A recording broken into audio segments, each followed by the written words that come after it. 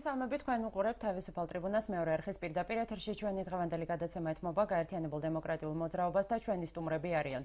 გაერთიანებული დემოკრატიული მოძრაობის კახეთის რეგიონული ორგანიზაციის კოორდინატორი ვალერი შოშიაშვილი, გაერთიანებული დემოკრატიული მოძრაობის ახმეტის რაიონული ორგანიზაციის ხელმძღვანელი და ახმეტის საკრებულოს ფრაქცია, გაერთიანებული დემოკრატიული მოძრაობის თავმჯდომარე ირაკლი უჯირაული, ლაგოდეხის მუნიციპალიტეტის საკრებულოს ფრაქცია, გაერთიანებული დემოკრატიული მოძრაობის თავმჯდომარე ზვიად ხვედელიძე და გურჯაანის საკრებულოს ფრაქცია, გაერთიანებული დემოკრატიული მოძრაობის თავმჯდომარე ალექსანდრე სირბილაშვილი, მოგესალმებით, გმადლობთ ჩვენთან სტუდიაში მოგბრძანებისთვის.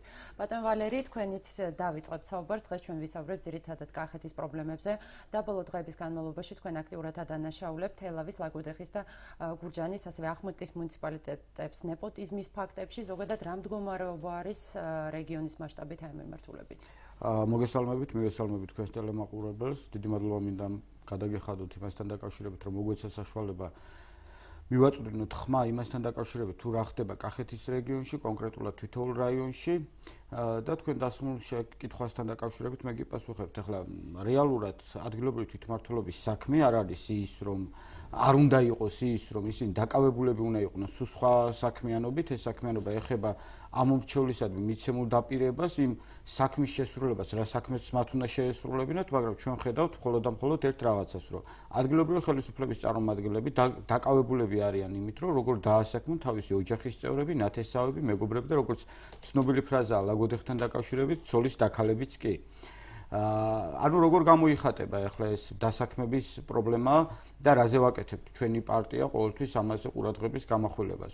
თქვენ კარგად იცით, მოგეხსენებათ, რომ კანონმდებლობით რეგულაცია რეგულირდება ის, რომ რამდენი ადამიანი უნდა მუშაობდეს ადგილობრივი თვითმმართველობის სამსახურში, ამას კანონი ზღუდავს. მაგრამ მარტივი გამოსავალი იპოვა ადგილობრივი ხელისუფლების წარმომადგენლებმა. ეს მარტივი გამოსავალი მდგომარეობის შემდეგში, რომ მათ შექმნეს აიპები. აიპი არის არაკომერციული იურიდიული პირი, რომელიც რატომღაც იყო მცირე რაოდენობის, გაიზარდა კონკრეტულ მაგალითს გეტყვით, გურჯაანში 22 აიპი არსებობს და მათ შორის 17 აიპი ემსახურება კულტურას და სპორტს და მე არ ვიცი რა რისთვის არის ეს საჭირო, მაგრამ ჩვენი კვლევებით, ჩვენი გამოძიებით დადგინდა, რომ ეს ყველაფერი იმისთვის არის საჭირო, რომ თავისი ოჯახის წევრები, ნათესავები და ის ადამიანები, რომლებთანაც ვალდებულება ჰქონდათ აღებული არჩევნებამდე, რომ აი, ოღონდ ხმა მომეცით და დაგასაქმებთ, ოღონდ მე გულისხმობ ახლო და საახლობლო წრეს ის ადამიანები დაესაქმებინათ. ამას მივყევართ რა შედეგამდე? მივყევართ იმ შედეგამდე, რომ რეალურად ბიუჯეტის თანხა, რაც არის კონკრეტულად რაიონზე გამოყოფილი, ეს იხარჯება არა მართლ ზომიერად და ეს იხარჯება ხელფასებში. მე უბრალოდ კითხვა მინდა დავსვა. გურჯაანში არსებობს ცეკვის აიპი ცალკე, სიმღერის აიპი ცალკე, კიდევ სხვა ქორეოგრაფიული ანსამბლის აიპი ცალკე. მე მაინტერესებს ახლა ამის გაერთიანება, ამის შერწყმა. ბატონი ალიკა უფრო ცლად ისაუბრებს ამასთან დაკავშირებით, რომ ამ აიპების შერწყმა ჩვენ დიდი ოდენობით ხარჯის შემცირებას მოგცემს. დიდი ოდენობით ხარჯს შეგვიმცირებს და მე მაგალითი მინდა გითხრათ, რომ სოციალურად დაუცველ ადამიანებზე გურჯაანის რაიონში თითოეულ ბენეფიციარზე გამოყოფილი არის 1 ლარი და 60 თეთრი. მაშინ, როდესაც თვითონ ამ აიპზე მომსახურე პერსონალისთვის ხელფასის სახით თითოეულ ადამიანზე 6 ლარი ფიქსირდება. ახლა რა საჭიროა? ეს არის პირდაპირ ბიუჯეტიდან ფინანსდება ეს. პირდაპირ ბიუჯეტი რა? ბიუჯეტი არის ადამიანების მიერ, თვითონ ამორჩევლის მიერ გადახდილი თანხა და ეს რატომღაც გონია ადგილობრივ ხელისუფლებას, რომ ეს არის თავიანთი ფული, უხეშად რო თქვათ და როგორც უნდა ისე უპრაკონოდ დახარჯავათ. რასაც უნდა იმას გააკეთებენ, უნდა ჯიპებს იყრიდნენ, უნდა ავეჯს იყრიდნენ, უნდა მივლინებებს გასწერენ, უნდა იქეიფებენ, რაც ხშირია გურჯაანის რაიონებში, რომ დროს ტარება და ქეიფი და სტუმრების მიღება და რასაც უნდა იმას გააკეთებენ. ახლა მე მართლა გონიურულად მიჩნდება ეჭვი იმასთან დაკავშირებით, რომ თუ ცენტრალური ხელისუფლებიდან მომდინარეობს ესეთი პოზიცია, რომ ადგილობრივი თვითმმართველობის თანამშრომლებმა და ხელმძღვანელმა პირებმა ქამრები უნდა შემოიჭინონ, ჯერ ერთი აქამდე რატომ მიიყვანეს საქმე, ქამრების შემოჭერამდე და რატო ხარჯავდნენ ასე უპრაკონოდ ფულს? ეს ხო ამორჩევლის ფულია. და დღეს რამდენად ხდება ამ ქამრების შემოჭერა? ეს არანაირად მერწმუნეთ, რომ კახეთის რეგიონში პირიქით ხდება, არანაირი ქამრების შემოჭერის პოლიტიკა არ მიმდინარეობს. ეს არის ჩვეულებრივი ფარსი იმასთან დაკავშირებით, რომ ვითომ და რაღაცას აკეთებს ადგილობრივი ხელისუფლება, მაგრამ ისინი არათუ ქამრებს იჭერენ, არამედ უკვე უხეშად რო ვთქვათ, მეორე და მესამე ადგილას დამატებით ქამრები გადაიტანეს მათ. ეხლა რაც მთავარი პრობლემა არის, ეხლა კახეთის მოსახლეობას, რაც ყველაზე პირველი პრობლემა უდგა, ეს არის საგაზაფხულო სამუშაოები, სოფლის მეურნეობის სამუშაოები. ეხლა ჩვენ რაც არ უნდა თავი ვიწონოთ იმით, რომ ევროპაში შევალთ, ევროკავშირში შევალთ, ნატოში შევალთ, კახელ მოსახლეობას აინტერესებს ერთადერთი რამე, რომ თავისი მიწის ნაკვეთი დაამუშავოს და ამით გამოკვებოს თავისი ოჯახი. მაგრამ მერწმუნეთ, რომ 99.99%-ს არ აქვს იმის საშუალება, რომ მან დაამუშავოს თავისი მიწის ნაკვეთი და რატომ? იმიტომ რომ ლარის გაუფასურება პირდაპირ ახლა ოჯახი არ არსებობს კახეთის რეგიონში კი არა, მე მგონი მთლიანად საქართველოში, რომ არ ქონდეს ბანკის სესხი აღებული. თუ ქონდა ადამიანს 100 ლარის შესატანი პირობითად დოლარის ეკვივალენტს გულისხმობ 30%-ით გაეზარდა შენატანი და ეს უკვე გახდა 130 ლარი, რაც პირდაპირ მის ჯიბეზე აისახება. აგროკრედიტები იყო გამოყოფილი თითოეულ რაიონის მოსახლეზე. გაიზარდა ამის შემოსავალი კი არა გადასახადი, ისინი ვეღარ იხდიან გადასახადებს. მიწის დამუშავება კი არა სახლიდან არ გამოასახლონ, მაგის შიში აქვთ. და მანქანები არ გაუყიდონ და უსახლკაროდ არ დაჩნენ ადამიანები. ჩვენ რაიონულ ოფისებში უამრავი ადამიანი გვაკითხავს ამასთან დაკავშირებით, რომ აი ხვალ უნდა აღმასრულებელი მოვიდეს გამომასახლოს, მანქანა უნდა გამიყიდონ, ცოლ-შვილი მრჩება გარეთ, შვილს გადასახადს ვეღარ უხდი. ამას უნდა გრძნობდეს და ხედავდეს ადგილობრივი ხელისუფლება. ამაზე პასუხისგებლობა უნდა ქონდეს ადგილობრივ ხელისუფლებას აღებული, რომ რაღაც გამოსავალი იპოვოს. თუ ცენტრალურ ხელისუფლებას, ადგილობრივმა ხელისუფლებამ არ მიაწოდა სწორი ინფორმაცია იმასთან დაკავშირებით, თუ რა ხდება კონკრეტულ რაიონში, რა თქმა უნდა ცენტრალური ხელისუფლება არ იქნება საქმის კურსში, რა ხდება რეგიონში და რა ხდება რაიონებში. გურჯაანის რაიონში სხვათა შორის ერთ-ერთმა ბენეფიციარმა, საცუდავითმა მოხუცებულმა ქალმა მიაკითხა ქვაბით, რომ მას უნდა რაღაც შიერი იყო და გამოკვებილი იყო. სადილის თემა და ჩვენ ამის შესახებ გქონდა საუბარი ჩვენს. რა მიიღო პასუხად, რომ ჩვენ ახლა ვერ გაჭმევთ საჭმელს, იმიტომ რომ ხელფასები გვაქვს აიპებში დასარიგებელიო? ეს უბრალოდ თავხედობაა. და ეს თავხედობა მე დარწმუნებული ვარ, რომ დღევანდელ ხელისუფლებას ძალიან ცუდად დაუჯდება და შემოუბრუნდება პირიქით, იმიტომ რომ ხალხი არის მართლაც უკიდურესად გაჭირვებული, მართლაც ძალიან ცუდ მდგომარეობაში და აი ამ ფარსში და ამ მდგომარეობაში, რომ ადამიანები რა უნდა გააკეთონ, არ იციან, რით უნდა დაიხსნან თავისი საკუთარი სახლები. ჯერ იყო ახლა ცნობილი თემა კახეთის რეგიონში კონსტანტა ბანკმა რაც გააკეთა, ფაქტურად დააქცია რეგიონი და გაყლიფა რეგიონი, ახლა უკვე ის შეუერთდა რომელიღაც მე მგონი TBC ბანკს შეუერთდა და ამის საშუალებით რა არის? გურჯაანის რაიონში, ლაგოდეხის რაიონში, ახმეტის რაიონში, საგარეჯოს რაიონში საძოვრები აღარ აქვს ხალხს. საძოვრები აღარ აქვს, რომ ეს ყველაფერი რაც იყო ჩადებული იპოთეკით იყო დატვირთული, ადგა და წაიღო TBC ბანკმა და იმას აქვს თავისი ინტერესი, რომ იქ ვენახები უნდა გააშენოს და რაღაცა შემოსავალი უნდა მიიღოს იქიდან. ამიტომ სად უნდა მოაძოვოს თავისი საქონელი და სად უნდა მოაბალახოს. ამის საშუალებაც კი აღარ არის რეგიონში ფიზიკურად.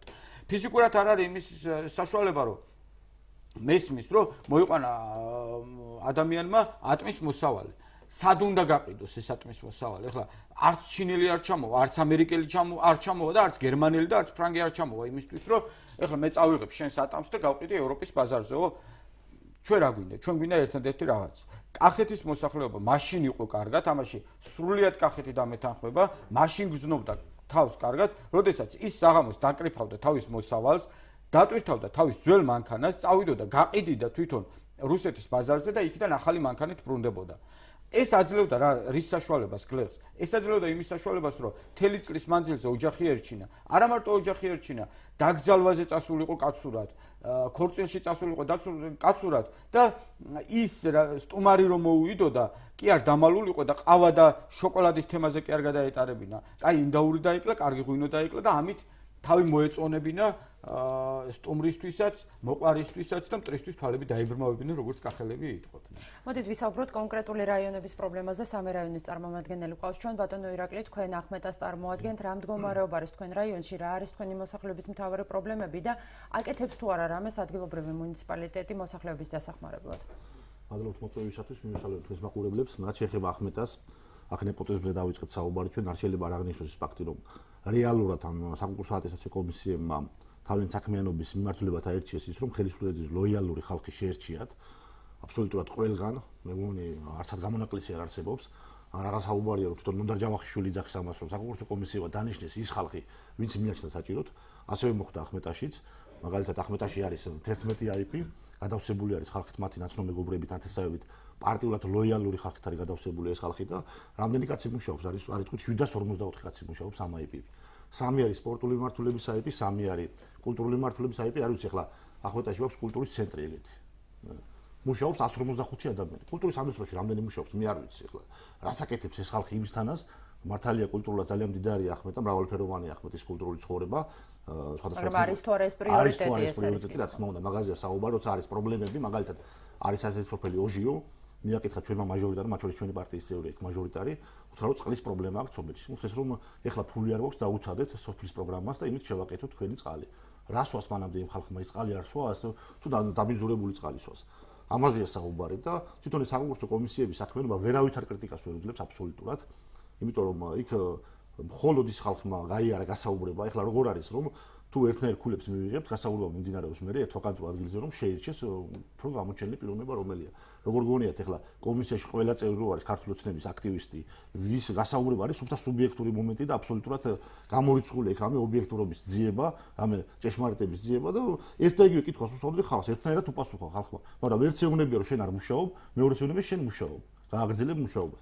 უფრო მეტიც მოუხდათ ესეთი შემთხვევა, რომ ბევრ ტერიტორიულ ორგანოებში მათი წარმომადგენლები, მათი ფავორიტები ჩაიჭრნენ ტესტირებაში, ვერ გავიდნენ და იმისათვის, რომ ხელახლა მისცემოდათ შანსი ამათ იქ დასაქმებისა, გამარჯვებული კანდიდატურები არ დანიშნეს იქ ადგილებზე და ხელახლა გამოაცხადეს ეს. ჩვენ რო დავუშვით კითხვა, რომ ხალხო, კი, მაგრამ ეს ხო ბიუჯეტს დამატებით ფული უჯდება, კაცო. ტესტირებას ატარებს იუსტიციის სასწავლო ცენტრი. ეს ფულთან არის დაკავშირებული, მუნიციპალიტეტის ბიუჯეტი რიცხავს დამატებით თანხას, იქ რომ გამოსვლა ჩაუტაროს მათ მიერ წარგზავნილ ადამიანებს. და როდესაც შენ 7 ტერიტორიულ ორგანოში შლი კონკურსს და სხვა სპეციალისტებიც არის, სულ 17 კონკურსი გამოცხადა ხელახლა ახმეტაში, აუცილებლად ჩაშალებ მხოლოდ იმიტომ, რომ იქ შენთვის არასასრული ადამიანმა გაიმარჯვა ტესტირებაში და გასაუბრებაში პირდაპირ გამოუცხადეს, რომ არ ხარ მისაღები ჩვენთვის და შესაბამისად ვერ დაგნიშნავთ ამ თანამდებობას.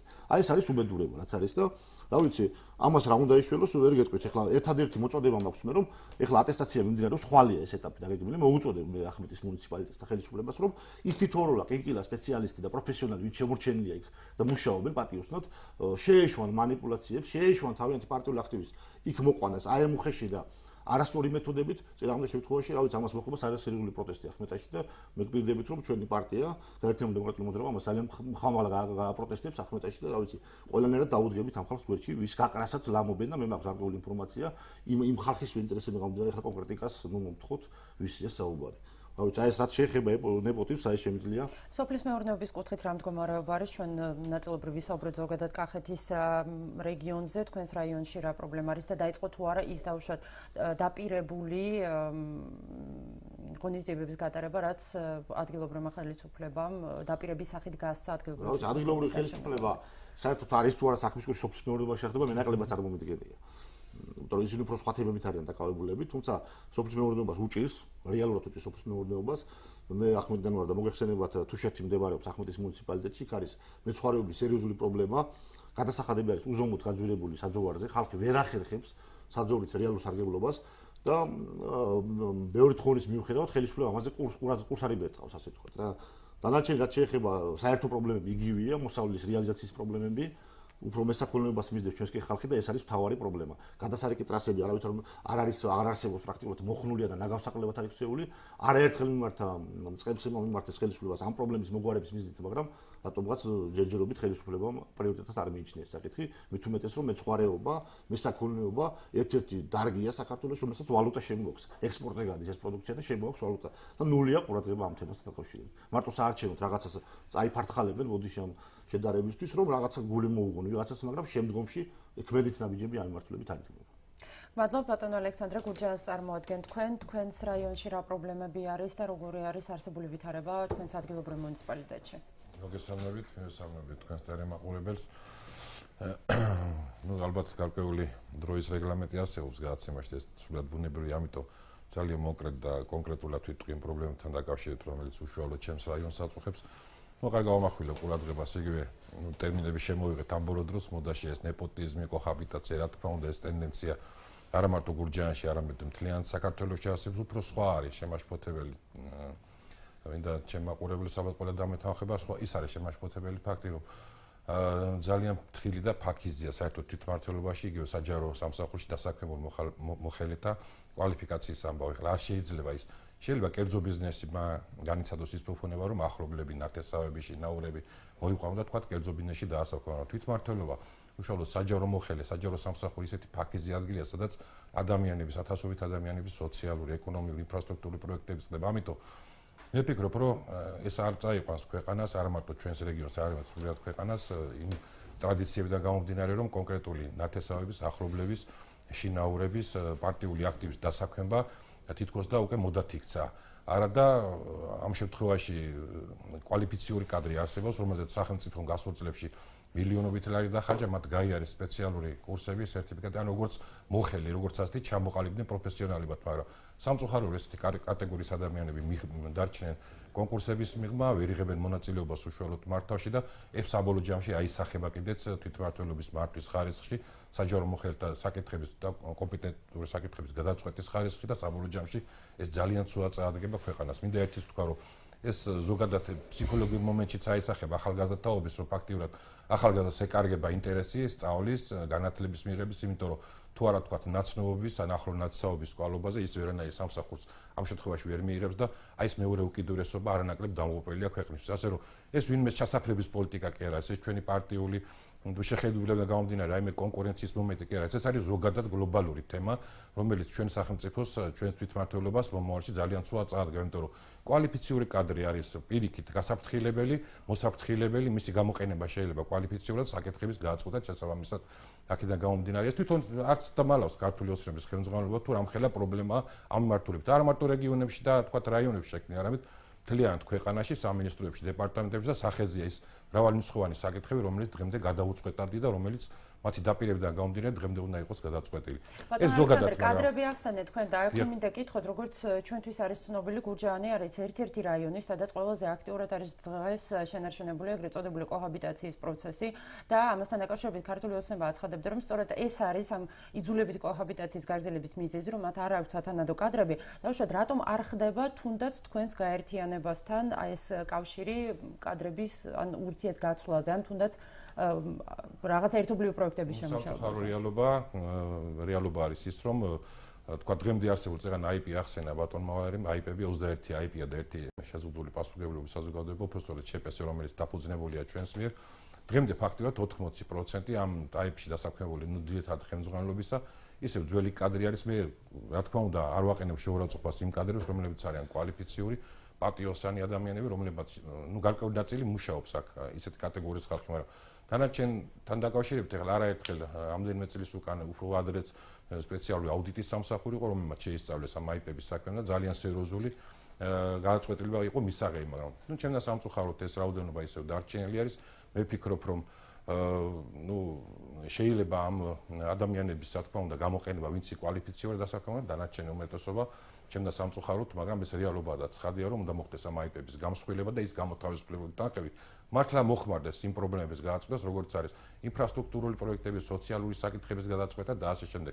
ეს თვითონაც კარგად იციან, არ არის თქვა პირველი და დასამალი თემა, ალბათ ყველა რაიონში ერთდაიგივე თემა აქედან გამომდინარე, მაგალითისთვის ახლა როგორც აქ ბატონმა ჩემმა კოლეგამ ახსენა, იგივე კულტურაში, განათლებაში, სოციალურ სფეროში 5, 6, 7 IP-ა, რომელიც ფაქტობრივად ერთდაიგივე საქმეს ემსახურება, როცა შეიძლება თქვა გამსხვილება, გამარტივება, ადმინისტრაციული ხარჯების შემცირება და შესაბამისად ეს გამოთავისუფლებული თანხები მოხმარებოდა იმ სოფლების წყალმომარაგების გაუმჯობესებას, ინფრასტრუქტურული პროექტების გაუმჯობესებას, განათლების სფეროს დასუფთავების და ასე შემდეგ.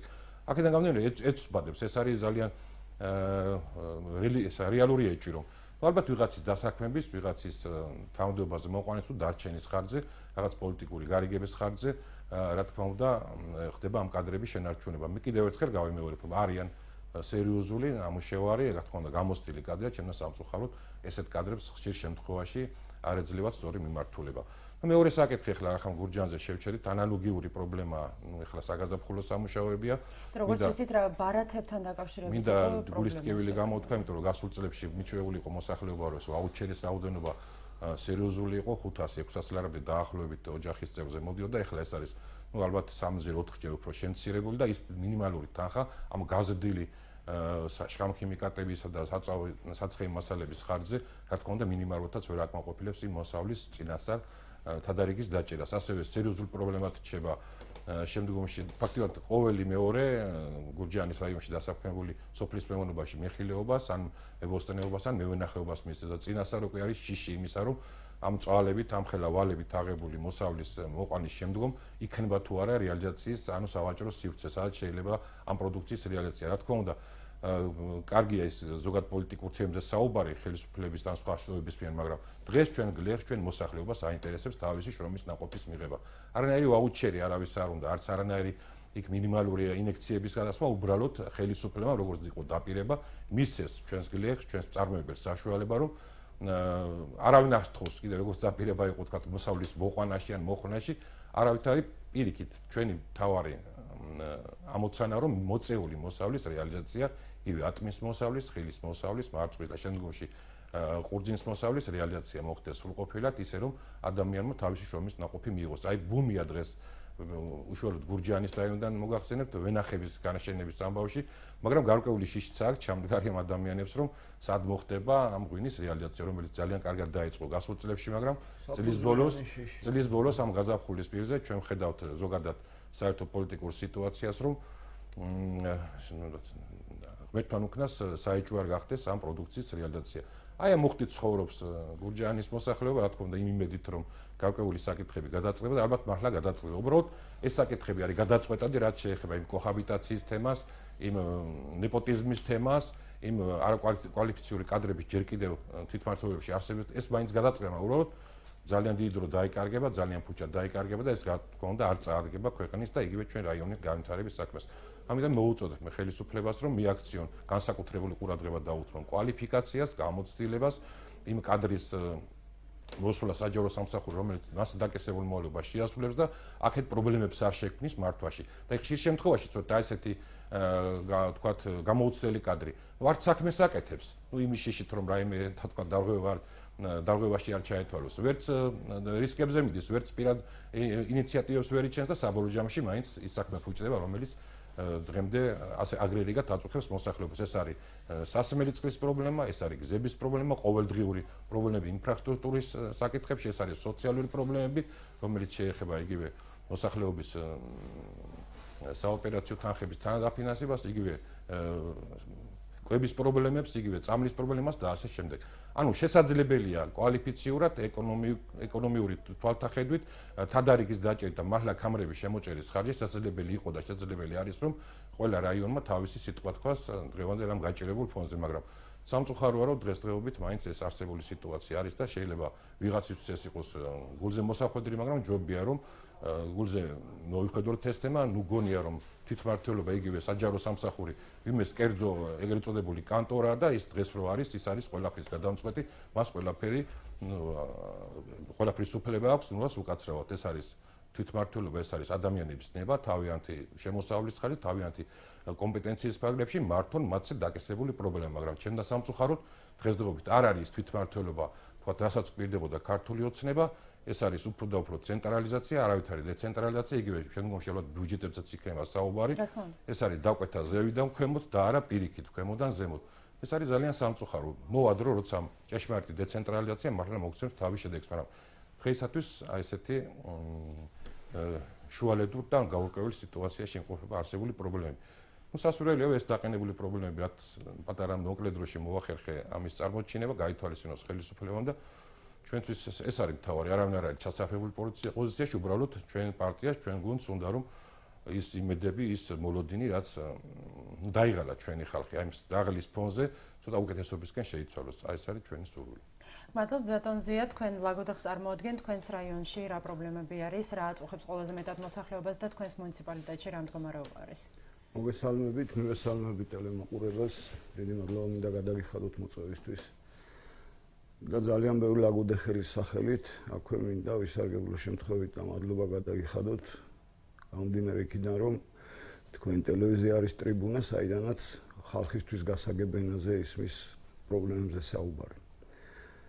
რაც შეეხება ლაგოდეხის პრობლემებს, უნებრივია იდენტურია თითქმის ყველგან ვითარება ქვეყნის მასშტაბით.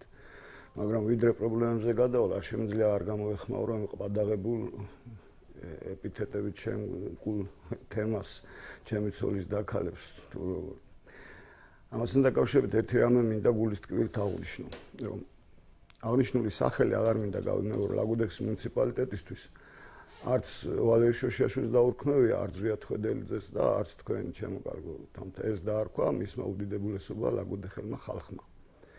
და ერთი მაგალითი მინდა გავიხსენო აქვე ყველას კარგად გვახსოვს ის საკმაოდ პოპულარული კასპის და ტატამის თემა.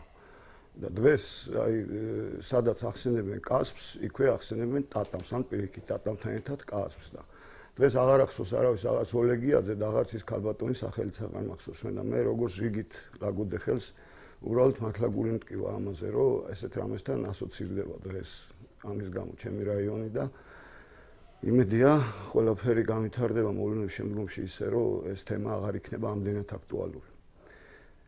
ამდენად მე აღარ წავალ ახლა წიაღსლებში საპერსონალიებზე საუბარი საერთოდ არც მახასიათებს და მიზანშეწონილათაც არ ვთვლი.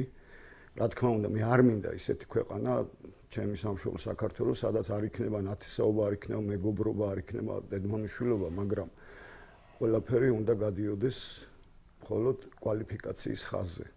თორე ახლა ვიღაცას კვალიფიციურ ადამიანს ჩვენ აუგზავნოთ სამსახურში, საჯარო სამსახურში მუშაობა იმის გამო, რომ ის არის ვიღაცის მეუღლე ან ვიღაცის მეგობარი, ეს მიზანშეწონილი არ იქნება. ხალხი ბრძენია და კიდევ ერთხელ ვიმეორებ, ხალხმა უწოდა ესე და ესე იგი აქ არის უდიდესი მართალი ჭეშმარიტების. რაც შეეხება პრობლემებს. მოიხსენებათ კახეთი მთლიანად და განსაკუთრებით ლაგოდეხი არ გადავაჭარბებ თუ ვიტყვი რომ ბრენდია თვითონ სახელი ლაგოდეხის სოფლის მეურნეობის პროდუქტების წარმოებაში, იმიტომ რომ თბილისში ცხოვრობთ ალბათ თქვენ და ადრე გაზაფხულზე, როდესაც გახვალთ აბაშიდან არის ჭყოროწყუდან თუ არ აქვს მნიშვნელობა ბოსტნეულზე ყველა ეძახის ლაგოდეხის კიტრი, ლაგოდეხის პომიდორი. აი შეიძლება ითქვას რომ სირცხვილია ის რომ დღეს ლაგოდეხის რაიონში მუნიციპალიტეტში აი მცირე კერაც კი არ არსებობს გადამუშავებელი მროწელობის. როცა ამას არ ჭირდება წლები, არ ჭირდება ძალიან ბევრი დრო.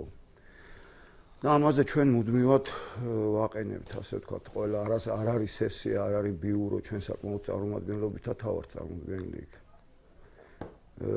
ადგილობრივ ხელისუფლებაში და გულსატკენია უბრალოდ ესეთი ტენდენცია ჩამოყალიბდა რა თითქოს რომ პირად კერძო საუბარში მითხრა მე ესე გამგებელმა რომ შენ რა კაცი ხარ მოკლედ მოიტან პრობლემას და მე მომაყუდებ ჯოხს და შენ თითქოს განზე ვდგები და არა და აი ყველამ მე ძალიან ბევრი მიცნობ აი თავისუფლებას მიცემ და ვიტყვი ალბათ 80%-ს პირადად ვიცნობ მთლიანად მუნიციპალიტეტის მოსახლეობის თუ არა ისინი მიცნობენ და მე მსგავსი დამოკიდებულებები ზოგადად კონკრეტულად თემებთან საქმესთან დაკავშირებით არ მახასიათებს. ჩვენ საქმიანი მიდგომა გვაქვს ყველაფერთან დაკავშირებით. ყველაფერს რომ თავი დავანებოთ უკვე 9 თვეა თითქმის ახალი ხელისუფლება ამოსული და ლაგოდეხის რაიონში შესაბამისი დარგის მინისტრიც კი არ არის ნაყოფი.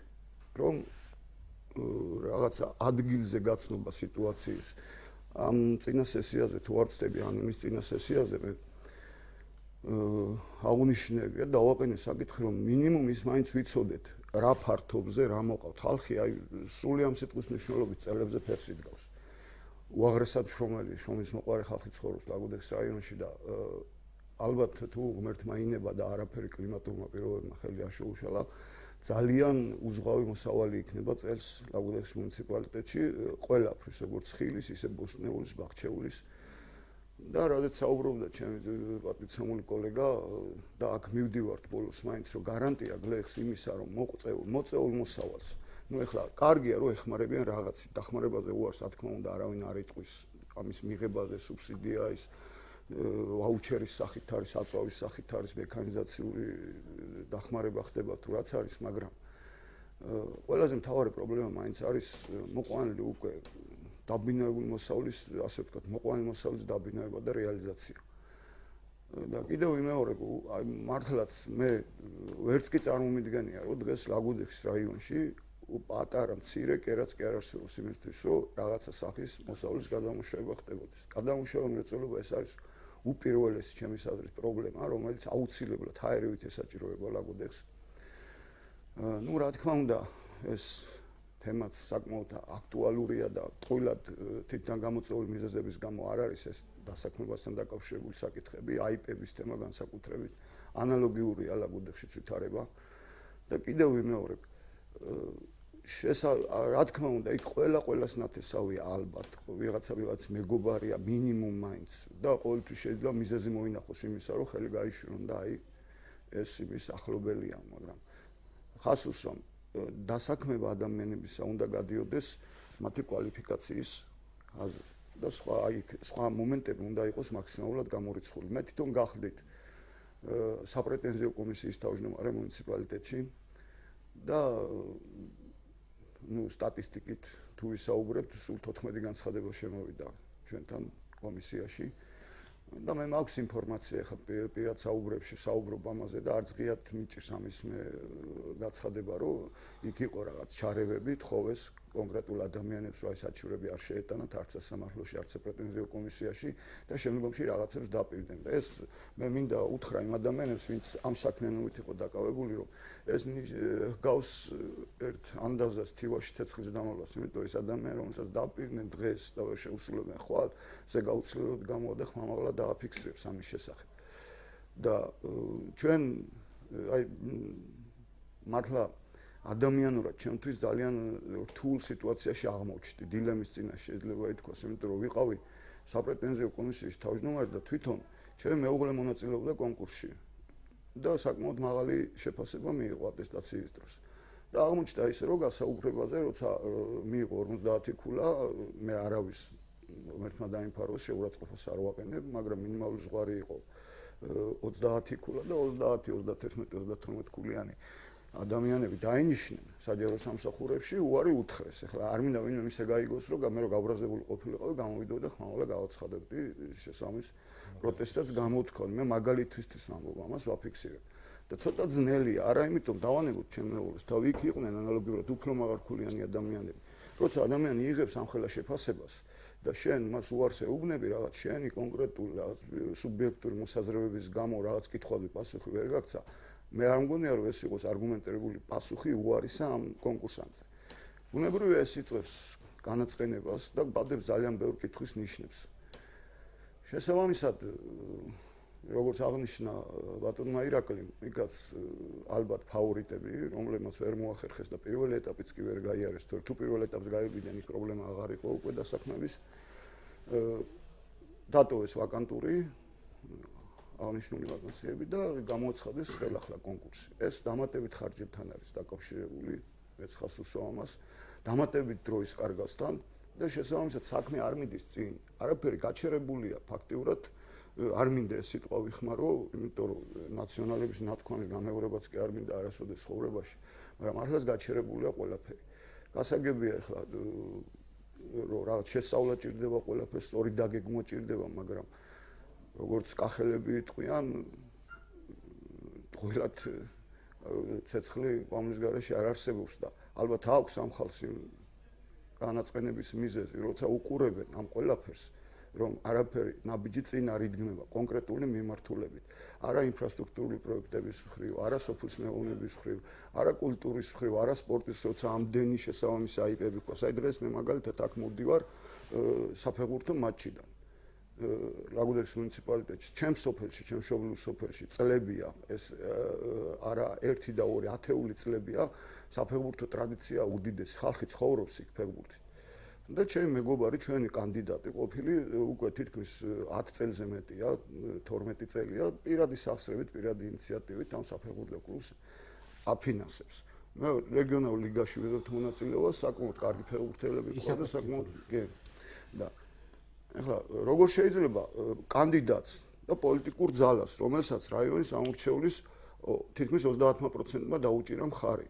ნაციონალებმა მიტინგი დაანონსეს 2 თვით ადრე და მთელი ის იყო ჩართული ამ იმაში და რაც ნაციონალების მიტინგზე ხალხი მივიდა, იმდენი ხალხი ჩვენ ამორჩეველი ყავს ლაგოდეხში.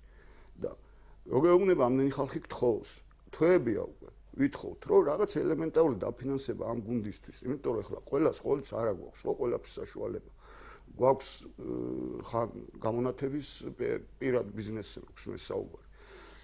და სიმბოლურად მაინც რაღაც გაუკეთოთ ამ საფეხბურთო გუნდს არ მოკვდეს. თავარია არ მოკვდეს ფეხბურთი. და აი დღეს ხვალ რაღაც მიზეზები თვითონ გამოწვეული ეს კანონიერ ჩარჩოში შეკაიდეთ მომიშვილო თუ კანონიერ ჩარჩოში 600 და 700 800 ადამიანის აიბში დასაქმებას ახერხებ. ის ვერ უნდა მოახერხო რომ მინიმუმ ის 11 თუ 15 წამყვანი ფეხბურთელი ისინი ცოლის დაკალები არიან. არ ვიცი ხა არ მინდა მე უბრალოდ მე გული მტკივა გულწრფელად ვამბობ ჩემ მშობლიურ რაიონზე იმ ხალხზე რომელთან ერთადაც მე მთელი ჩემი შეგნებული ცხოვრება მაქვს გატარებული და მე ყოველთვის გძნობ იმ ხალხის ხარდაჭერას და ასევე ჩემი მხრიდანაც მე ვიდრე ვიცოცხლებ და საღიბოვნება მექნება ყველაფერს გავაკეთებ იმისთვის რომ რა ტრიბუნაც მექნება ვიქნები საკრებულოში უფრო მაღალ თანამდებობაზე თუ უფრო ჩვეულებრივი მოქალაქე ამას მნიშვნელობა არის ჩემი მოქალაქეობრივი ვალია ეს რომ ყოველთვის ღიად და ხმამაღლად ვიტყვი და დავაფიქსირებ იმას თუ რა ტკივა და რა აწუხებს ლაგოდეხს ამის იმედს მე დაპირობას ვაძლევ ჩემს სამომრჩევლებს მე გეტყვით ორი სიტყვით ქალბატონ თამთა იმასთან დაკავშირებით რომ ეხლა რა არის თვითონ აიპები რატო არის შექმნილი აიპები არის შექმნილი და ტენდერები იმისთვის არის შექმნილი რომ ფულის შოვნის წყაროდ გაიხადეს ეს ადგილობრივმა ხელისუფლებამ და აქედან უხეშად რო ვთქვა თანხის გატანას ახერხებენ აიპებიდან და ტენდერებიდან ეხლა რაც შეეხება იმას რომ აგრობარათები ეს მართლა გამათხოვრებული მოსახლეობა და გაუბედურებული ხალხი რო შეყურებს მოწყალების თვალით რომ ვინმე გადმოუგდოს რაღაცა პატარა ბარათი და იმით წავიდეს და რაღაცა გააკეთოს ეს გამომდინარეობს საიდან გამომდინარეობს იქიდან რომ შენ თუ სახელმწიფო ხარ და შენ თუ მართლა ზრუნავ ხალხზე მომეცი დაბალი საწვავი მომეცი დაბალი გადასახადები არ დაბეგრო ჩემი ადგილობრივი ნაწარმი და მომეცი გასაღების ბაზარი ნამდვილად არ დასჭირდება არც ერთ კახეთის მოსახლეს არც ვაუჩერი და პირიქით აქეთ დაეხმარება სახელმწიფოს მერწმუნეთ რომ არავის არაფერი არ სჭირდება არც საწვავი სჭირდება არც ვაუჩერს რო აძლევენ და თოხის რეალური ღირებულება საბაზრო ღირებულება რო 5 ლარია და იმ ვაუჩერით მიდის და 10 ლარად ყიდულობს იმ მაღაზიაში სადაც ვაუჩერის განაღდებაა შესაძლებელია ეს რას ქვია ეს ქვია თანხის გათეთრებაა ეს ქვია ბიუჯეტიდან თანხის მოპარვა აქ სხვა არაფერი არ არის თუ არა ამაზე ვისაუბროთ და ის რომ ბაზარი არ არსებობს ადგილობრივი ბაზარი ბოსტნეულის თვითღირებულება და მოსავლის თვითღირებულება არის გაზრდილი რატომ არის გაზრდილი იმიტომ რომ საწვავის ფასია გაზრდილი შხამქიმიკატების ფასია გაზრდილი მერწმუნეთ ახლა რომ მოვა გაზაფხული უმრავლესობა ვერ შეძლებს ვერც ლაგოდეხის პამიდურის ყიდვას და ვერც კარდენახის ყიდვას ვერ იყიდეს იმიტომ რომ არა აქვს ადამიანს საშუალება და იმას ძირითადი პრობლემები აქვს გადასაჭრელი მე მართლა სერიოზულად მინდა დავსვა კითხვა რომ კახეთში არსებობს რა 100 საწარმო თუ 105 საწარმო წამოდით ბატონო ერთი საწარმო მაჩვენეთ არ არსებობს რეალურად არც ერთი საწარმო პრემიერმა ადგილობრივი თვითმმართველობის არჩევნების წინ გახსნა სოფელ ჩუმლახში ხილის ჩამბარებელი პუნქტი სადაც ატმის გადასარჩევად დააყენა მანდარინის გადასარჩევი ლენტი და ისიც არა იმანაც არ იმუშავა რეალურად და ისიც გაიხსნა 300 კილო ნათხოვარი ატმით რომ პრემიერი უნდა ჩასულიყო და ამის ფაქტები ჩვენ დავდეთ ჩვენმა პარტიამ ეხლა რა ვისატყუებენ თავს იტყუებენ სიზმრებს ნახულობენ და მერე პრეს კონფერენციებს ატარებენ თუ რას აკეთებენ მაინტერესებს რეალურად ხალხი არის უკიდურესად გაჭირვებული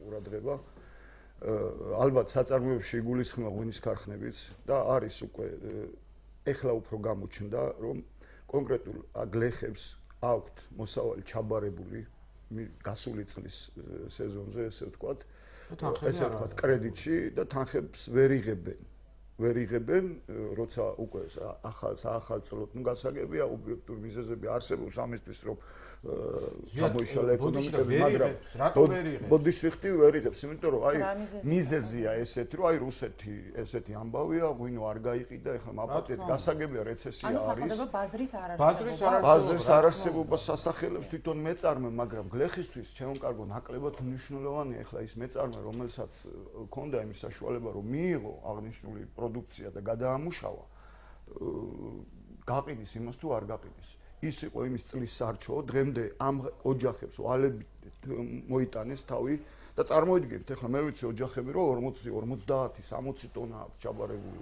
უზენის მოსავალი და 60,000 ლარი რომ უნდა ეღო თებერვალი რა დეკემბრის თვეში თქვა და ნოემბრის თვეში მარტო ელემენტარულად დავთვალოთ კურსის მიხედვით რა თანხა აქვთ მათ დაკარგული და ამიტომ ახლა ამაზე მინდა თუ უყურებს ალბათ ხელისუფლება თქვენს ტელევიზიას და დაინტერესდნენ შესაბამისი ორგანოები თუ კომპეტენტური პირები და ამ პრობლემას მიაქციონ აუცილებლად ყურადღება თორემ ეს ძალიან კაფიოთ და ზაფრად შემოუბრუნდება უკან ბუმერანგი. ხო, აი ამ სიგნალიდან გვიკავშირდება მაყურებელი კითხვა არის თქვენთან მოგესალმებით თქვენ პირდაპირ ეთერში ხართ. მოგესალმებით გისმენთ? მოგესალმებით. სიევანის რაიონიდან ელეფსალა. მე ჩემი აი უსმენ ახლა მეორე ახსნა და ჩემი აზრი მინდა გამოვთქვა რა. გისმენთ ბატონო. სოფლიდან ბოდბიდან ვარ მე. ხო და აი ეს ელექტროენერგია ამ გაჭირებულ ხალხსა კაცო. რო მოდიან როცა ამოწმებენ. იქ წერია ეს რომ გადაიხადოთ. ხალხის ხალხი რო თქვათ რომ მარეთია გამოსაკეთე შეიძლება ეკონომია საკეთებს ადამიანი მარეთსა წერს და იქ მერე შეუჭირია რა ეგ თუ ვერ გადაიხადა იმ დროში. ხო და მერე მოდიან და შეერთებათ 40 სიტყვა. თუ იმ ადამიანს საქმის საშუალება თანაც უნდა თან პლუს 300 განაცალე. ეს სადღაც ეს საკრებულოში ვაწავი. ყველას კი არ აქვს საშუალება, ზოგი მოხუცია, ზოგს არ აქვს საშუალება, ზოგს ფულის საშუალება. და ეს აღწობები, გაზეთებს იგივე პრობლემები არის. ხო და იქ რა გაიცვალეთ რა ამოდერა ჯიხურები გახსნეს, ჯიხურში გადაიხადოს, სადღაც რაღაცა, ან ერთ პატარა რაღაცა გახსნა, კაცო რომ მოსახლეობთ რაღაც საშუალება, რაღაცა მოიფიქრო, მაგრამ ის ფისაცება ვერ გავიგე ისე. მარტო ლაპარაკობენ და რაღაცა აზრი არ აქვს, ეს გავაგე, რა გააკეთეს ერთი ვერ გავიგე რა ძალიან ნერვულობ და აღებულობ. მიწვე და აზრი ვერ გამოიტანე. რა პარლამენტი ასაკეთებს, რა საუბრობა ასაკეთებს. მარტო იძახე რაღაცას მარტო ხალხებს მოაწერა და ეგ მოგეცდა სადე იქცეთალო. ან ერთ რაღაცა ფრის მიუგდება და ეგ დაღლებით რაღაცა და უკვე იცხოვრე რა მე ეს შეიძლება კაცო ბოლო გასაგებია აქ ადამიანები გმადლობთ. მინდა ბატონს გავცე ამასთან დაკავშირებით პასუხი რომ ნებისმიერი სამსახურის მხრიდან ადგილობრივ მოსახლეობაზე არის ცინიკური დამოკიდებულება. არავის ანგარიშს არ უწევს. პირიქით ამ უფრო გაღიზიანებულ ხალხს და გაბოროტებულ ხალხს პირიქით უფრო აბოროტებენ, პირიქით უფრო აღიზიანებენ და რამოდა ის კი არა გაზრდილი არის წყლის საფასურები ისე რომ ჯერ ჰაერი მოდის, მერე წყალი მოდის, მერე სოჩიკი ტრიალებს, ფასი არის გაზრდილი, ეს ხდება გაზზე, ეს ხდება დენზე, დენს გამოუთავენ, მერე 10 ლარი ჩართვას უნდა იმ დენის ჩართვას და ეს ხალხიც არის გაბოროტებული და მართლა მესმის და იგივე რადგან სიღნაღის რაიონიდან იყო სოფელი ბოდბიდან აქ არის კიდევ ერთი უდიდესი ძირეული პრობლემა როგორც ბევრ რაიონში კახეთში ფაქტიურად მოხდა მთელი სასოფლო სამეურნეო მიწების გასხვისება უცხოელებზე, ინდოელებზე, ირანელებზე და ასე შემდეგ. თქვენ რო ჩახვიდეთ სიღნაღის რაიონში, ვერ იპოვით ადგილს და ფაქტიურად ინდურად ლაპარაკობენ და ის კი არა ჩამოიყვანეს თავიანთი ოჯახის წევრები იყიდეს ტექნიკა, იმას კი არ აკეთებენ რომ ვიღაცა დაასაქმნან ამუშაოთ, ან როგორც მონათისე მაინც გამოიყენონ მოსახლეობა. არა თვითონვე აკეთებენ ამ ყველაფერს, თვითონვე აქვთ იმის საშუალება რომ ეს ყველაფერი გააკეთონ და ამ საწოდავ და გასაწოდავებულ ხალხს მიდიან დენს უჭრიან და მერე უნდა ავიდეს ბოდბიდან სიღნაღის საკრებულოში, იქ უნდა დაწეროს განცხადება რომ ელექტროენერგია ჩაუთონ და გადაიხადოს გადასახადი. ეს არის დამოკიდებულება დღევანდელი ხელისუფლების საკუთარი ხალხის მიმართ და ამომრჩევლის მიმართ. და საერთოდ ეს ბოდიშიხტეს კახეთის ენერგო დისტრიბუცია წლებია უკვე მესამე ხელისუფლება მოდის და ალბათ არის რეგიონში ერთ-ერთი ყველაზე დიდი შავი ხვრელი რა. არ შეიძლება მე ვეღარ გამიგია, რამდენიმე შეიძლება იყოს კონკრეტული ორგანიზაცია გაკოტრების რეჟიმში. ან ეს გაკოტრების რეჟიმი აპირობებში მინდა ეხლა თითქოს ისე იყიდება, მე ალბათ ხვალ ისევ გამოაცხადებენ, მე არა ვარ შესაბამის დარგის სპეციალისტი და ამ კომპეტენტური პასუხისგაცემა გამიჭირდება, მაგრამ ამ ხრივ რომ ძალიან ცუდად არის ზოგადად რეგიონში საქმე კახეთში, თვითონ ამ ენერგო კომპანიის გამო ეს მე მგონი ძალიან ყველაზე კარგად თვითონ ენერგეტიკის მინისტრმა უნდა იცოდეს და ვთხოვდი მას რომ მიაქციოს ყურადღება ხელისუფლებამ ეს არის საკმაოდ დიდი ინვესტიცია, საკმაოდ დიდი ღირებული კომპანია რომელიც ფაქტიურად მთელ კახეთს ემსახურება და ამ დროს მომსახურების სერვისი არის ძალიან ცუდი, როგორც აღნიშნა ბატონო ვალერიმ, როგორც შეიძლება პენსიონერს რომელსაც 2 ლარის გამო ჩაუჭრი დენის ელექტროენერგიას, მე იმას მოთხოვო ჩართვაში 5 თუ 10 ლარი. და ტრანსპორტირება იქიდან იქ გადაადგილებას აღიქვამს. იგივე საკითხები შეიძლება წყალთან დაკავშირებით მინდა მე გავაკეთო მოდელი განცხადება. ახმეტაში შემოსულია, ქალაქ ახმეტაში მხოლოდ გაერთიანებული წყალმომარაგების კომპანიის სერვის ცენტრი არსებობს. ესეთი პარადოქსული სიტუაცია ახმეტაში, რომ დაუშვათ გამრიცხვალმა დაიწყეს, რაც ბოლოში ვერ გავიდა, ბუნებრივია. არის ასეთი სიტუაცია, ერთ ქუჩაზე ვცხოვრობ მე და თქვენ, დაუშვათ, თქვენ იხდით მრიცხველის მიხედვით და მე ვიხდი სულთა რაოდენობის მიხედვით. მე მაქვს მოშებული ონკანი 24 საათი და არაფერი პრობლემა არა. თქვენ კიდევ მრიცხველზე გაჭირებული ხართ და 20 ლარს და 30 ლარი გიწევთ გადასახადს.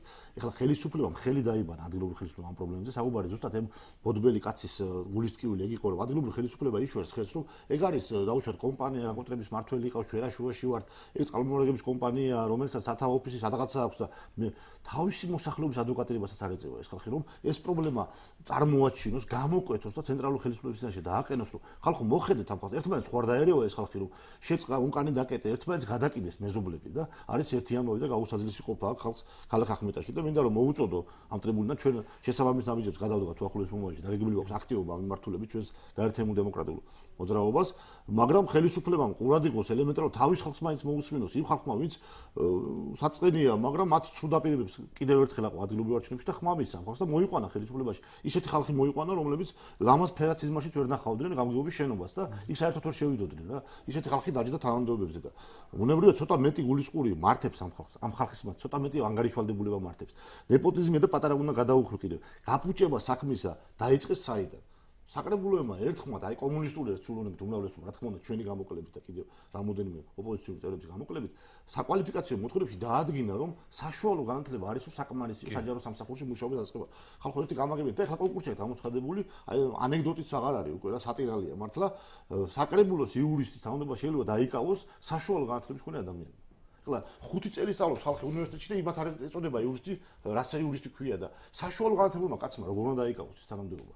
ხო შეიძლება თეორიულად საქმე უბედურება იმაშია და რატო აქვს მოსახლეობას და კონკურსანტებს ეჭვი რომ ნეპოტიზმს აღნაგოს ადგილი რომ მოარგეს პიროვნებებს ეს დებულება მოარგეს და იქიდან დაიწყო ნეპოტიზმი ვიღაცები უკვე ყავდათ მოვალეობის შესრულებად მიღებულები და იძულებული გახდნენ რომ ესეთი ფორმა მოეძებნათ. მე უთხარი გამგებელს კაცო არის მეთქი ეგეთი სიტუაცია რომ ვიღაცამ თავს მოგახვია კანდიდატურა რა გაქვს კარგი ნოყიერი ნიადაგი რომ უთხრა აქამდე ხო შევინახე შენი უტვინო ვიღაც საშუალო განათლებული მაგრამ აგერეთ საკრებულომ არ დამიმტკიცა დებულება ისეთი რომ საშუალება ქონიყო და გაუშვებელ ამაზად და რაიონი იხეირებს ამით. საბოლოო ჯამში ხო ხალხი ზარალობს მე კიდევ 3 წელი საჯარო მოხელი რომელიც ატესტაციას გაივლის 3 წელი მას კონკურსი ატესტაცია აღარ ექვემდებარება 3 წლის განმავლობაში. 3 წელი რომ ახალგაზრდა დაამთავრებს უმაღლეს თბილისში ჩამოვა რაიონში სადავასახმო დაკავებულია ეს ადგილი.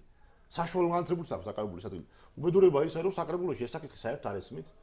იქ ხალხია პირდაპირ შემიძლია რაოდენობა რამდენიმე ათეულ ხელისაწევაში ხალხს 10000 ლარია ხელფასი მიღებული. აი მარტო ხელისაწევაში არავითარი ინიციატივა, არავითარი სხვის ინიციატივაზე საკუთარი აზრის დაფიქსირება. არაფერი, ნული. მარტო სპიკერი აწევს ხელს, უნდა აწევს ხელი და ამაში იღებს ხელფასს და ნუ ეს არის რა ჩვენი უბედურება და ამას უნდა ვებრძოლოთ ყველა მე შეიძლება. ჩვენ საერთოდ დრო იწურება, ამიტომ ჩვენ ბუნებრივია ვერ მოვასწრებდით ერთი გადაცემის ფარგლებში ყველა იმ პრობლემაზე საუბარს ბატონ ალექსანდრე ვერ გეტყვით უარ შეგიძლია და ამაზე თავის შეკავებაც მინდოდა, მაგრამ მაინც უნდა ვთქვა მე ეს არის თავი და თავი პრობლემა. ხა თვითმმართველობაზეა საუბარი ქალბატონთან და თვითმმართველობაში რა იგულისხმება. მოარგო ხელისუფლებამ იმ თვითმმართველობას რა თქმა უნდა ბჭყალებში 90% ამ კომპეტენციებს რაც დღეს ეგრეთ წოდებული თვითმმართველობა იწოდება თორე აი ხალ მოქალაქემ დაარეკა იგივე წყალთან დაკავშირებული პრობლემები გაზი ელექტროენერგიის მომარაგება იგივე საგადასახადო პოლიტიკა იგივე მშენებლობასთან დაკავშირებული საკითხები განათლების არ ქონა ადგილობრივი მუნიციპალური პოლიციის არ ქონა ფაქტიურად გამოცლილი აქვს თვითმმართველობას ის ძირითადი კომპეტენცია რაც ნებისმიერ საზოგადოებრივ ქვეყანაში არის წამყვანი და ჩვენ უშუალოდ მიგვწვდება ხელი უпроსტოდ ადგილობრივ თვითმმართველობას ადგილობრივ ხელისუფლებას აი ესეთი ინფრასტრუქტურულ პროექტებთან დაკავშირებით საკითხებს და ნაგვის გატანა და ესეთი ანუ მოსახლეობას გონია რომ ეს კომპეტენციები საკრებულოს გააჩნია გამგეობას გააჩნია მაგრამ ფაქტიურად დეცენტრალიზაციის ნაცვლად გახდა სუპერცენტრალიზაცია რითაც საფუძველი გამოეცა რა ჭეშმარიტ თვითმმართველობას აი ეს იყო პირველი მოლოდინი საზოგადოების ახალი ხელისუფლების მიმართ რომ ჭეშმარიტ დეცენტრალიზაციის საფუძველზე მიიღებდნენ თვითმმართველობას მაგრამ ფაქტია რომ ძალიან ბევრი საკითხი რომელიც ნებისმიერ ქვეყანაში წყდება ადგილობრივ დონეზე ჩვენთან ეს პირიქით არის უმცირეს საკითხები და ისიც ალბათ ცენტრალიზებული წესით იმართება დღეს ეს არის ძალიან სამწუხაროდ ეს არის თავი და თავი ყველა იმ პრობლემისა რომელიც დღეს ჩვენ ვერ გადაგვიწყვეტი და რომელიც ჩვენ დღეს ჩვენ მოსახლეობას აწუხებს მადლობას გიხდით ჩვენთან მობრძანებისთვის და წარმატებას გისურვებთ ჩვენი საეთერო დრო ამოიწურა. მაყურებელს შევახსენებ, რომ დღევანდელი თავისუფალი ტრიბუნა ეთმობოდა გაერთიანებულ დემოკრატიულ მოძრაობას და ჩვენი სტუმრები იყვნენ. გაერთიანებული დემოკრატიული მოძრაობის კახეთის რეგიონული ორგანიზაციის კოორდინატორი ვალერი შოშიაშვილი, გაერთიანებული დემოკრატიული მოძრაობის ახმეტის რაიონული ორგანიზაციის ხელმძღვანელი და ახმეტის საკრებულოს ფრაქცია, გაერთიანებული დემოკრატიული მოძრაობის თავმჯდომარე ირაკლი უჯირაული, ლაგოდეხის მუნიციპალიტეტის საკრებულოს ფრაქცია, გაერთიანებული დემოკრატიული მოძრაობის თავმჯდომარე ზვიად ხვედელიძე, გურჯაანის საკრებულოს ფრაქცია, გაერთიანებული დემოკრატიული მოძრაობის თავმჯდომარე ალექსანდრე სირბილაშვილი. მე ხოლმე მშვიდობები და მშვიდობიან საღამოს გისურვებთ. ნახვამდის.